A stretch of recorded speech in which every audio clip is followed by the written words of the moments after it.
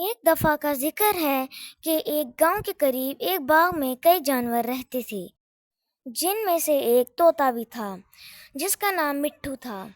مٹھو کو سب پسند کرتے تھے کیونکہ وہ دلکش باتیں کرتا تھا، لیکن وہ اپنی عادت سے مجبور ہو کر جھوٹ بول دیا کرتا تھا۔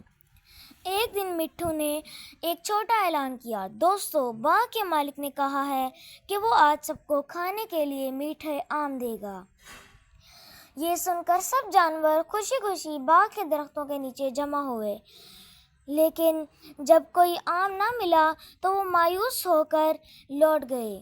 چند دن بعد مٹھو نے دوبارہ کہا، باغ کے مالک نے آج شہد کے مٹکے رکھے ہیں، جلدی آؤ۔ جانور دوبارہ آئے لیکن وہاں کچھ بھی نہیں تھا۔ سب کو غصہ آیا اور انہوں نے فیصلہ کیا کہ مٹھو کی باتوں پر یقین نہیں کریں گے۔ ایک دن باغ کے مالک نے واقعی آم اور شہد جانوروں کے لیے رکھا۔ مٹھو نے شور مچایا، دوستو آ جاؤ، کھانے کی دعوت ہے۔ لیکن کسی نے اس کی بات کا یقین نہیں کیا اور مٹھو کو تنہا چھوڑ دیا۔